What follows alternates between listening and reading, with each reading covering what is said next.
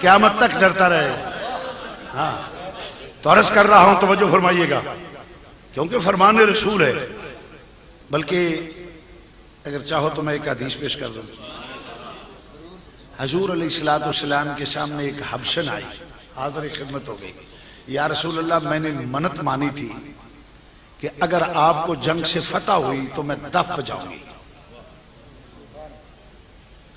ये सुनने वाली बात है, मैं दफ बजाऊंगा। इमामुल अंबिया ने फरमाया मन्नत मानी थी? हाँ हजूर। फरमाया बजाओ, बजाओ दफ। वो हबशन, वो औरत दफ बजाने लगे, दफ बजाती रही। थोड़ी देर गुजरी तो सैयदना सिद्दीक़ अकबर आ गए। राजदार मुस्तफ़ा, यारे खार मुस्तफ़ा, वो तशरीफ ले आए, हाज़िर खिदमत हो गए, सलाम पेश किया, मगर वो औरत दफ बजाती रही। जरा सुनने वाली बात है, वो दफ बजाती रही। थोड़ी देर गुजरी तो सैयदना फारूक आजम आ गए। जब आए तो वो अरबों का लिबास है, वो घाघरा, ठीक है ना, वो औरतें जो पहनती हैं। जब सैयदना फारूक आजम को देखा तो फौरन उसने दफ नीचे रखी और अपने कपड़े के नीचे उसे ढांप लिया और ऊपर बैठ गई। तो फरमाया, उमर, तुझसे शैतान लरजता है, तुझसे शैतान, बोलो, कोई चेहरा खामोश है, तुझसे शैतान। या एक बात तो हुई गई है, एक मसला भी अर्ज कर जाऊं, तवज्जो। तुझसे शैतान लरजता है। सवाल ये पैदा होता है कि नबी पाक ने फरमाया शैतान लरजता है, और इजाजत भी नबी ने दी है, इजाजत भी दफ बजाने की नबी ने दी है। और हुजूर ही फरमा रहे हैं कि उमर, तेरे तुझसे शैतान लरजता है, क्योंकि उसने छुपा लिया था, तुझसे शैतान लरजता है। सवाल ये पैदा होता है, जो दफ बजाता है वो कहता है जी नबी ने इजाजत दी है। ठीक, वो जो कहे ना मदीने की बच्चियों ने दफ बजाई, तो मदीने दी 50 साल दी कुड़ियां उज्जत नहीं दी इनच। आज मसीतां ढोलकियां लैके वड़ गए ने ना, ये हुज्जत नहीं 50-60 साल दी कुड़ियां दी दफ बजाना, दीन में उनकी कोई हैसियत नहीं है। बात इल्मी करो, पढ़ी लिखी करो। 50 साल दी कुड़ियां दा अमल को साढ़े वास्ते हुज्जत है, वो तो नो ऑब्जेक्शन है। ये हदीस है। सवाल पैदा होता है कि नबी पाक सल्लल्लाहु अलैहि वसल्लम ने इजाजत दी, लो जी इजाजत दी है, तो फिर हम बजा लें तो क्या हर्ज है? हजूर के सामने बजती रही, ठीक है, हदीस है, इसमें बिल्कुल सही बात है कि हदीस है। सवाल ये पैदा होता है कि उसी जबान से निकला कि शैतान लरजता है। अब फतवा इजाजत पे होगा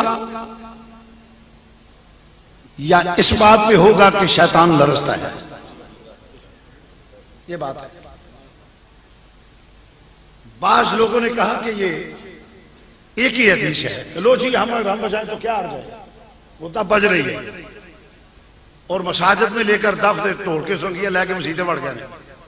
नबी ने इजाजत दी।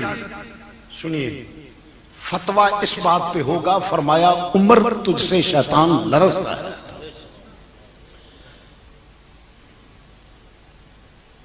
उमर, तुझसे शैतान, बोलो बोलो, शैतान। शाह साहब इजाजत दी है। मैंने कहा ये नबी मुख्तार कुल है। मसला वो है जैसे रोजे की हालत में शौहर बीवी के पास चला गया तो मसला क्या है?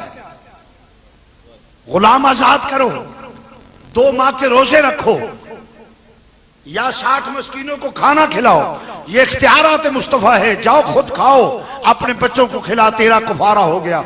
हजूर मैंने मन्नत मान लिया। फरमाया बजा ले।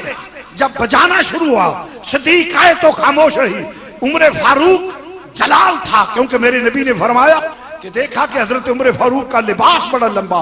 दूसरा, वो डोल निकालने में हदीस आती है कि सबको मुश्किल, मगर उमर फारूक मुसलसल से निकाल रहे हैं। हजूर, इसका मतलब क्या निकला? फरमाया गलबाए दीन, ये गलबाए दीन है। तो फतवा इस बात पे होगा, वो इख्तियारात मुस्तफा है। जैसे रोजे की हालत वाले को ये कह रोजे की हालत में बीवी के पास जाने वाले को ये कहा कि जा तू खुद खा ले, अपने बच्चों को खिला ले, तो इसका मतलब ये नहीं कि आज का मुफ्ती ये फतवा दे कि जाओ कोई बात नहीं। नहीं, फतवा वही होगा कि 2 माह के रोजे रखो, 60 मस्कीनों को खाना खिलाओ या गुलाम आजाद करो, क्योंकि वो इख्तियारात मुस्तफा है, ये इजाजत इख्तियारात मुस्तफा है। फतवा इस बात पे होगा कि उमर तेरे साए से शैतान डरता है। इसलिए आहले सुन्नत का ये अकीदा नहीं है चंद मुंडे जड़े ने खुसरा नवाज लिबास पा के मसीतां ढोलकियां लैके वड़ जान ते सुन्नियां ते इतराज होवे कि सुन्नियां दा मजहब है। साडा कोई अकीदा नहीं, हाँ साडा कोई अकीदा नहीं।